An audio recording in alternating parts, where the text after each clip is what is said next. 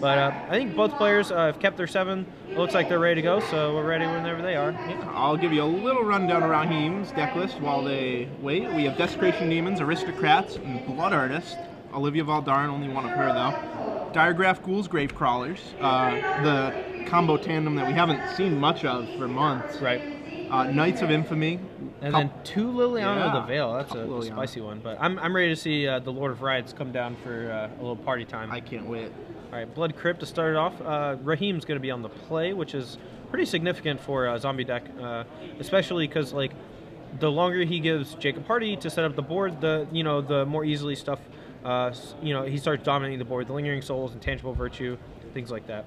One card that's really good out of Raheem's deck against this matchup, though, is Blood Artist. If creatures start trading in combat, Raheem's going to gain a lot of life, and both players have a lot of creatures in their deck. Yeah, interesting that Raheem doesn't have a 1-drop, doesn't have a 2-drop. He must have a... Well, he has a 1-drop. It's just coming down on turn 3. Interesting. So, I mean, maybe he kept a removal-heavy hand with a couple 4-drops. Hopefully, he plays like a Falconwrath Aristocrat or maybe a Desecration Demon next turn and really starts to put the pressure on. So, the trigger is going to go on the stack here. I think it's going to get Searing Speared, although it might just get Pillar Flame. I don't... Or Sin Collector might just take Pillar Flame. I'm not sure. All right, so we got a Liliana, a Spear... I guess that's a Pillar of Flame. Wow, I'm a little surprised that... he didn't Searing Spear in response. Well, I'm a little surprised he didn't play the Liliana on his own turn, too, and just up it.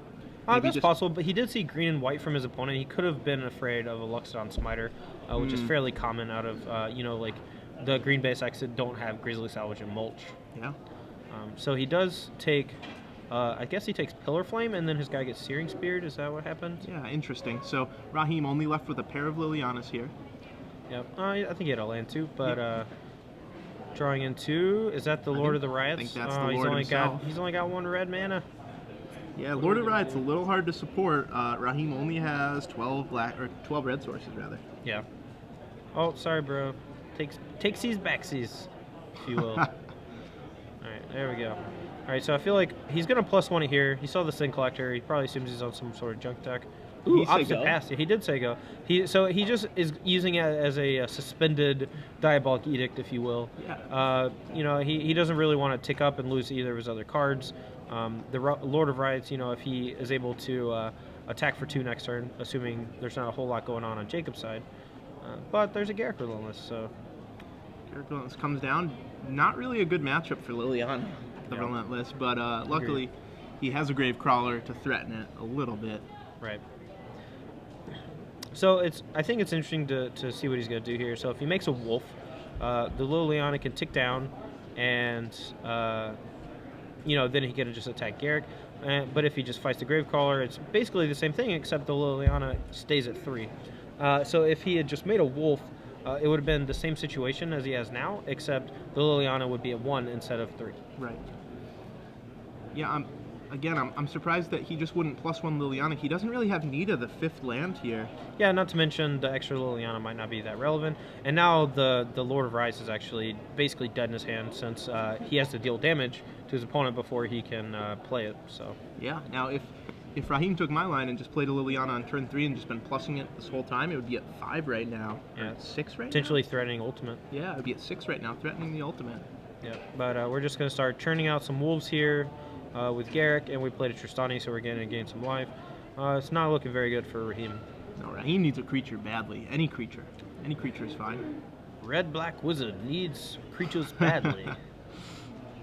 Alright, so finally an activation from Liliana. Gerald's Messenger, going to drain for 2. Looks like that Liliana is not long for this world. Although he does know he has the second Liliana in hand, so it's possible that he just wants to use Populate on Tristani to generate more creatures. He doesn't really care about the Liliana at 1 counter. So Gerald's Messenger for Raheem and a replaying of the Gravecrawler from the yard. Yep, and it actually looks like Jacob is a little bit land heavy himself. I think he has a Celestian Charm and a Rootborn Defenses, but then 2 more lands to go with the 6 in play. But the active Garruk and active Tristani is going to be pretty tough for these ground pounders to get through. If Raheem's able to draw a Falconwrath Aristocrat, maybe he can kill the Garruk and then potentially start, taking control of the game. The Rakdos Lord of Rights, unfortunately, is going to die to Celestian Charm, should it ever come down. but we're battling here. Well, I wonder. I have to imagine they're attacking Garrick. It's possible. I mean, this attack seems a bit rushed because he could just populate the Death Touch Wolf, and then block, and everything's okay. I guess it seems like he drew a Tragic Slip because he's tapping 1 black mana. If he hits the Death Touch Wolf, then there's nothing to populate. So it might have been a little bit of a bluff there. Not sure. Or he can just like let damage happen and then Tragic Slip the Tristani, which seems like a reasonable play as well. Yeah, a lot of options with the Tragic Slip here. Oh, okay. Oh, Rootborn Defenses. So we get to populate the wolf again. So if you don't know Rootborn Defenses, all Jacob's creatures are indestructible, and he gets to populate. So he's going to have 3 wolves and a Tristani at the end of this combat. Yep. And not bad, although the Tristani is still going to die to the Tragic Slip. Since Tragic Slip doesn't deal damage, it's just a negative, and the state-based effects will kill it, since Raheem's creatures are going to be dying in combat. Right. The Messenger will come back. Messenger will drain Jacob for 2 more, bring him to 17. Still pretty healthy life total. Yeah, it is, especially against a zombie deck that has a lot of 1-drops. Yeah. Here comes the slip to keep this game in check, keep Raheem in the game. Alright, and there's a Tragic Slip for the Tristani. Still can't cast the Lord of Riots, and still doesn't want to take up Liliana, but gonna replay that Gravecrawler. But I feel like it's still gonna be pretty hard for him to win. Okay, so he did decide to take up the Liliana. I can't see exactly what he discarded. I think he discarded the Rakdos, yeah. So now he's got another Liliana in hand. The Liliana should be at 2, though, if he did activate it, which it looks like he did. Yep, we'll make sure that gets changed for you. He didn't miss anything. He just forgot to pick it up. Yeah, it wasn't like a mistrigger. Right. So Jacob Hardy's main phase. He'll make another wolf. Garrick now on 4 counters. Almost threatening overrun. Yeah, I'm a little surprised he didn't go search out a creature, especially since he drew. Well, he doesn't actually have that many actual creatures in his deck. Like, if he sacked a token, he could go get a Voice of Resurgence or Sin Collector. Oh, wow. He knows that the last card in Raheem's hand is a Liliana the Veil, so there's no real reason.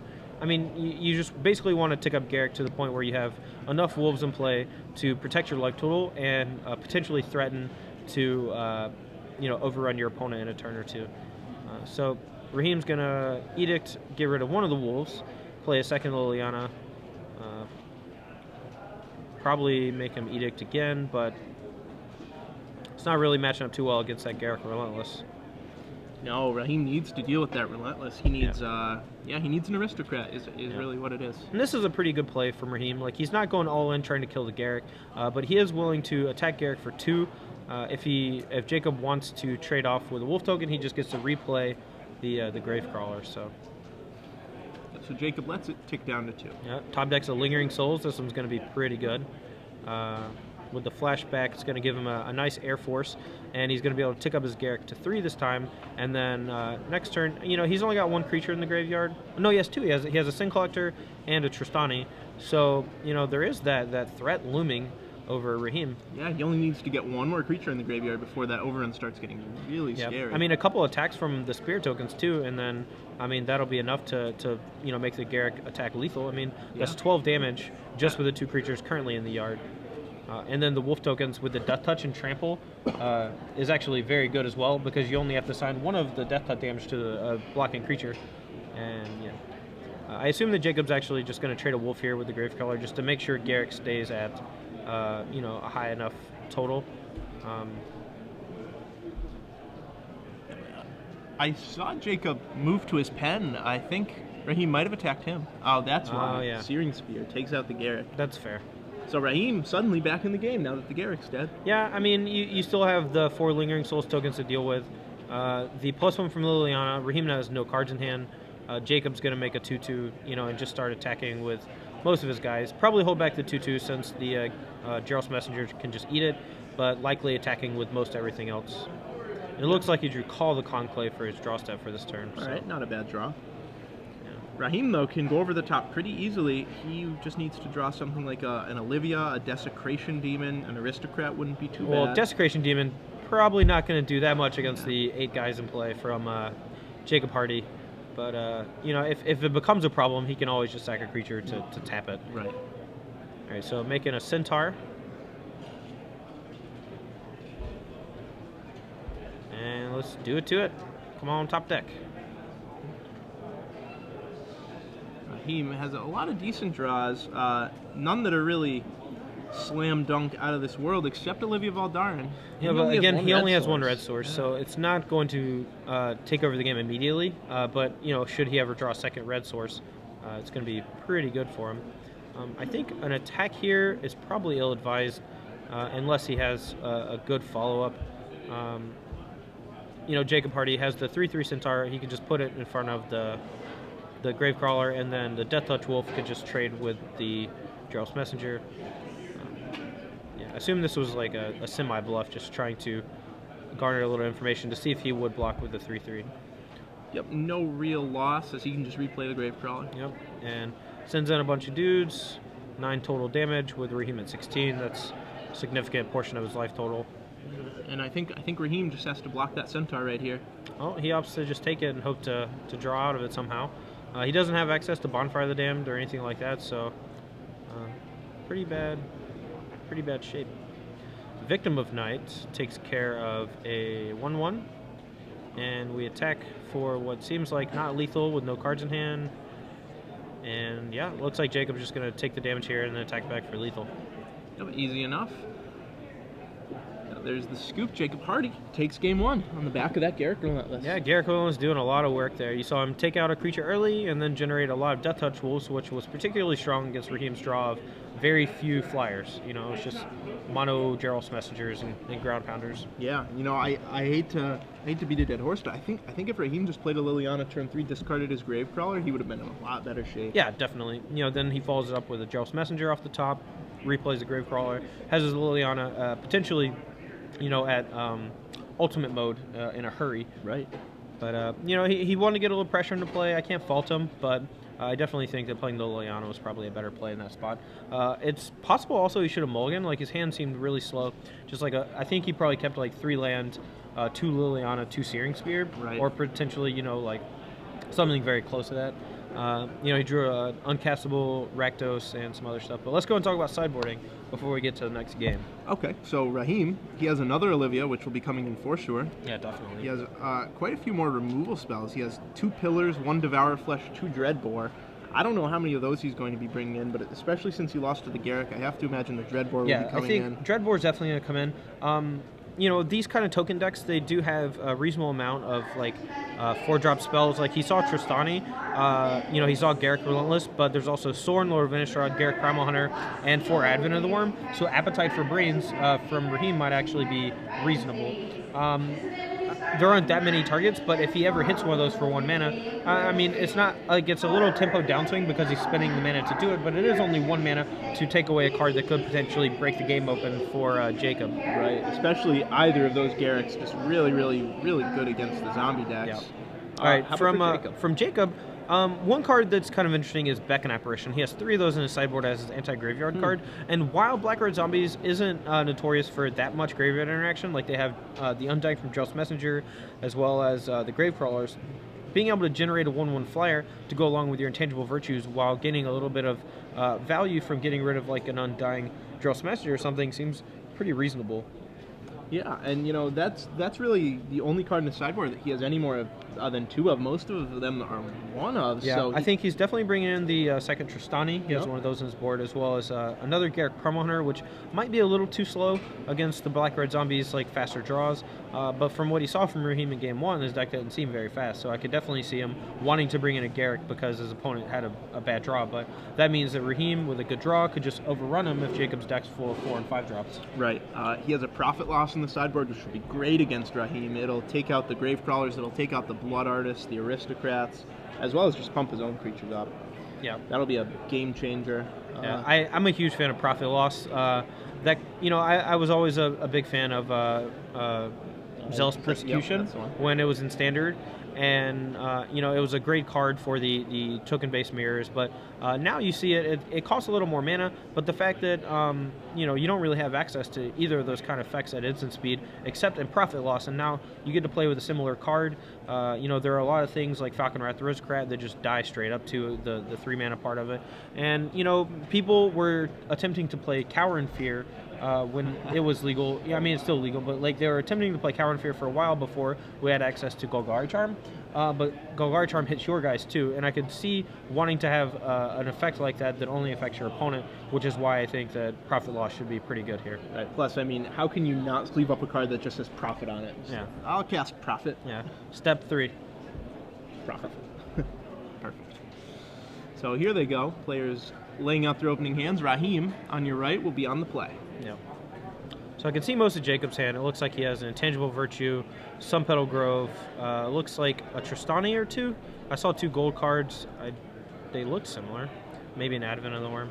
But Raheem, they both keep. Raheem starts off with Gravecrawler.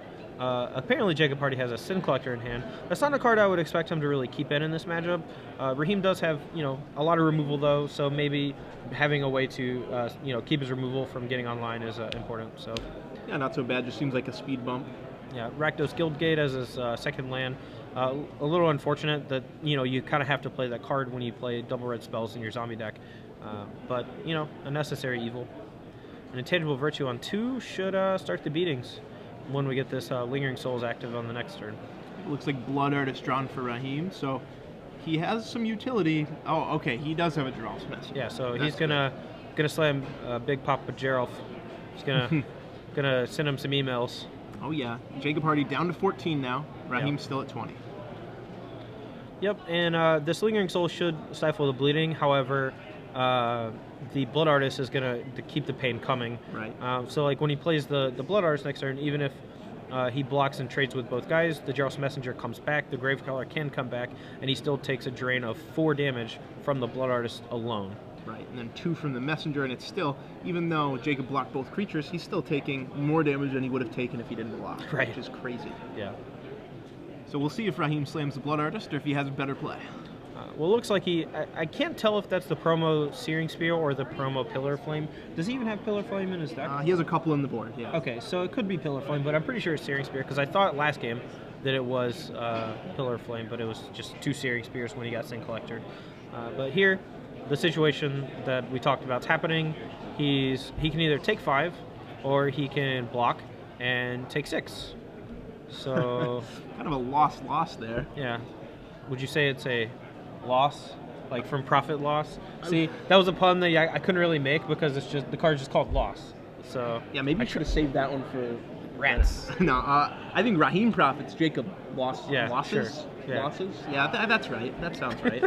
So Jacob takes 6 down to 8. Yeah, assuming there are no missed triggers. I know Blood Artist is kind of a tricky card that people forget how it works a lot of times, and they'll miss some triggers. But if we could get an update on life totals, that would be great. I know Raheem's at a high life total, and Jacob is somewhere around 8, I think. Sure, as long as no triggers were missed, it should be 8. We'll check with the table judge for you, though. Yeah, I mean, you know, you never want to. I mean, okay, so I think he missed 2 Blood Artist triggers because 4 creatures total died, but it looks like Raheem only counted it twice, since he probably only thought of it for his guys dying, right, or you know, something like that. So, like I said, it's a tricky card. You know, like whenever something dies, you know, you have to remember, and you know, I've missed a few myself, so I can't fault him. Yep, Raheem drawing another land. Looks like another red-black duel. Alright, well, deciding to attack before giving away information with the land. I feel like there has to be a Celestine Charm or something here, otherwise Jacob is just going to be, you know, in a lot of trouble. Ooh, we have an Abrupt Decay. Wow. That's pretty sweet. Great play from Jacob. That takes out the Blood Artist, takes out the biggest danger he had. Yep. Oh, what is this? This is this looks fling? like, no, this is going to be a Searing Spear on one of the blockers. And this means that Jacob can't double block the Geralf's Messenger. And it also means that you get an extra drain from the Blood Artist before it dies. So Jacob's going to go to 8 life, as long as we remember all the triggers. You're going to see Raheem go up to 22, and then be facing 6 points of damage coming at his face when he's at 8 life. And that spirit will have to go somewhere. Yeah. I have to imagine in front of the messenger. Yeah, I mean, he can prevent... I mean, basically all he has to do is spend one more mana, you know, and replay it, so definitely should just chump block if you decide to block it all. Right, and that's what he does. Yep. So Raheem looks like he also has an Olivia Voldaren in hand, which is going to be pretty tough for Jacob to deal with. Sin Collector and Tristani, I don't think is going to get him out of this, although Tristani does block the Jarls Messenger pretty well. However, a ping for 1 from an Olivia post-combat could take care of the, Tristani, assuming that he blocks the Messenger and not the Gravecrawler. Right, and here it comes. Here comes the Tristani. If Raheem has another land, it's going to go very well for him. Yeah. Looks like okay. So Raheem just has Victim of Night, so that's just going to be an attack for 6. So Tristani ended up dying to the Victim of Night, and that's the game. Yeah, Raheem evens the score 1-1. Yep. So his deck flowed a lot better that time. He had some early pressure, which he was kind of lacking in the first game. I mean, turn through Gravecrawler is not daunting, especially in a deck with Lingering Souls. Yeah, the Gravecrawler, it's really amazing on turn 1 and really bad on like turn 4. Yeah. One of my favorite kind of decks to just like brew is the like sacrifice decks, where you have things like Blood Artist working alongside Gravecrawler and Lingering Souls and things like that with like Cartel Aristocrat or Bloodthorn Vampire, or even like 3 colors with Falconwrath Aristocrat. And you can just do some pretty kooky things with Gravecrawler along with some sacrifice outlets. So yeah, those are always a lot of fun. Or as our director has pointed out, or Demon Male Hauberk, which he really likes to play for some reason. I don't know why. Loves that card. Some of us are a little less competitive, I guess. That's okay. That's why he's on that side of the screen. We're on this side. Could you be more condescending? He's in charge of us, right? He could just cut us off the air. That mic, silent. Yep. Fart noises from that mic only. My name is Echo. Alrighty, so on the play, Jacob Hughes probably won't change up his sideboard strategy that much. He's just going to want the defensive cards. That's pretty much it. Yeah. Same with Raheem. I think that the Voice of Resurgence is actually going to play a key role should Jacob draw them finally. That card, pretty outstanding in a token-based deck, especially against aggressive decks, because you're able to trade off early with a creature and then be left with, a 3/3 plus on your side, especially with things like Lingering Souls, or just ways to populate, multiple tokens in the same turn. Voice of Resurgence, the elemental token, very powerful. I've played with that card just a little bit since the set came out, and I've been very impressed. Yeah, it's so amazing against any kind of aggressive deck. Yeah, and the fact that it doubles as being, stellar against the control decks is important too. You saw earlier against Chihoyim, his opponent had Voice of Resurgence in his token-based deck, and it wasn't that good. I think that when you're playing a deck where you have a ton of cards that your opponent needs to counterspell or wants to counterspell, that's when Voice of Resurgence is really going to shine, because it's basically just going to be, a 2-mana 2/2 to fairy. Right. And, basically you don't want your opponent to play spells on your turn, and they're not going to, because you're going to be left with a gigantic monster. David McDarby, who we saw earlier, had it alongside Geist of St. Traft, and it's kind of interesting, the combination of Geist of St. Traft plus the elemental token, because it gets an extra +1/+1 from the Geist of St. Traft's Angel ability, which may be a little overkill, but it's still kind of cool, as well as being able to use Advent of the Worm or Snapcaster Mage to pump the elemental mid-combat. Yeah, at instant speed. It's really nice with Snapcaster because it's only 2 mana, and right. They might not play around it. Yeah. This hand from Jacob Hardy I don't think is very good. It's Temple Garden, Gavany Township, and a bunch of big spells, so he's going to toss that one back. Raheem taking a look at his opener, and he's going to keep. Yeah, Raheem looking pretty comfortable here. I bet you his opener is not too shabby. Yeah.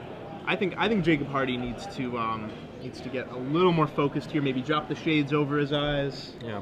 Dude, Poker Pro style. Exactly. Just prevent Raheem from getting any reads on him. Those are probably super reflective, though, and we'll just show Raheem's whole hand. Yeah, so. probably. You're not allowed to do that.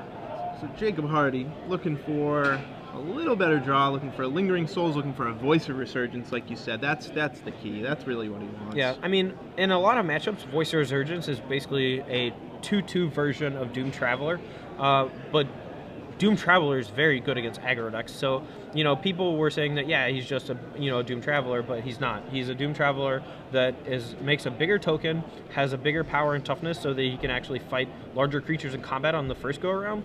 And he just has this added clause of if your opponent's playing a blue deck, he's just insane. Yeah. So, looks like he's got a couple lands, a Virtue, and a Voice. Perfect. So, I know, 3 lands, and I think his last card's a Lingering Souls, so this hand looks spicy. Yeah, that's exactly what he wants. Voice plus a 3-mana. I don't know if we could have sculpted a better 6-card hand, to be honest. No, perfect.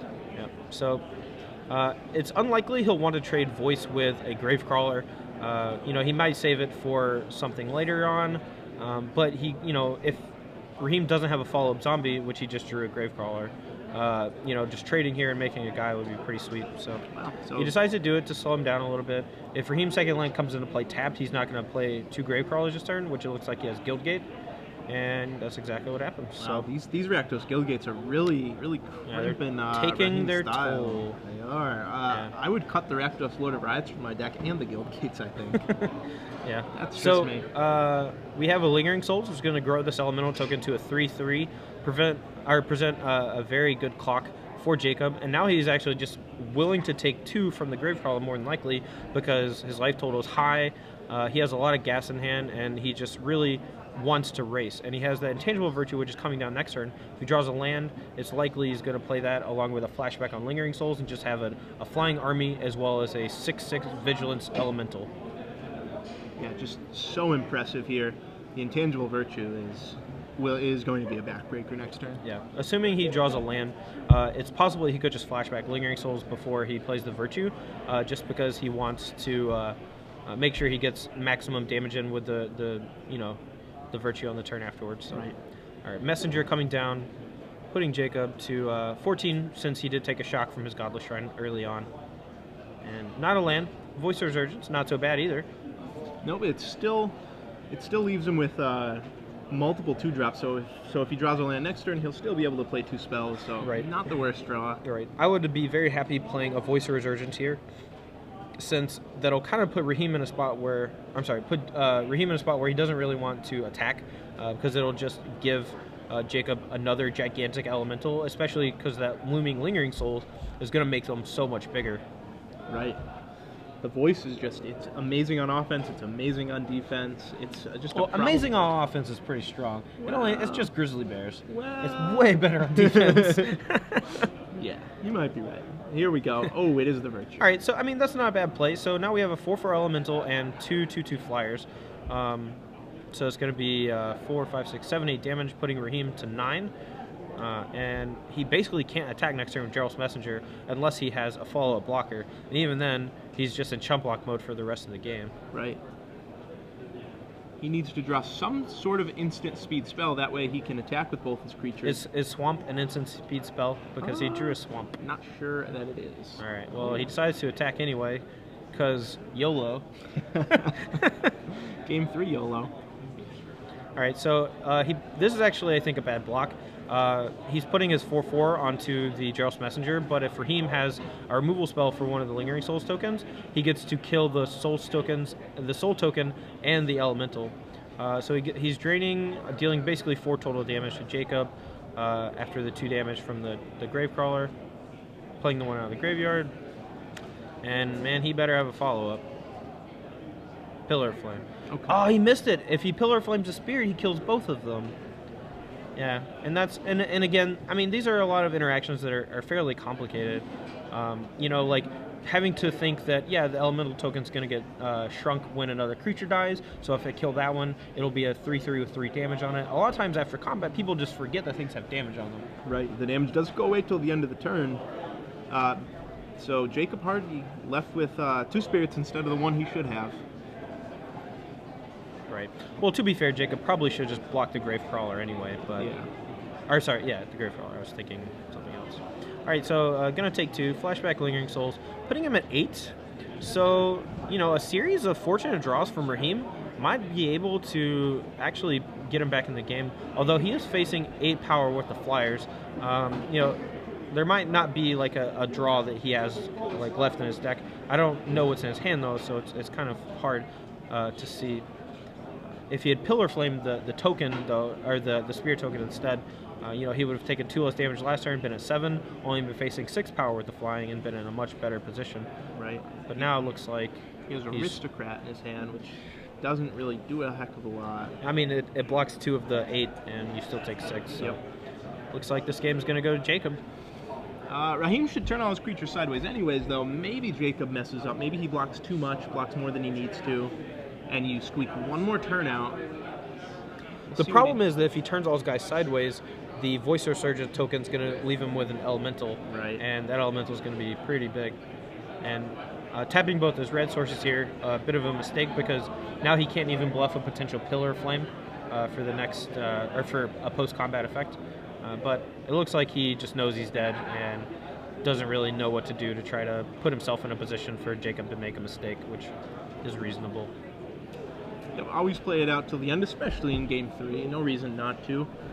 Maybe. Dude, sometimes you want to go get lunch. Yeah, okay. that's reasonable. I've definitely conceded a Game 3 when I wasn't 100% dead, just because I wanted to go get lunch. It's fine. The call of the stomach. Yeah, man. It's tough. For me, it's the call of Skybreaker, but you know. Retraced.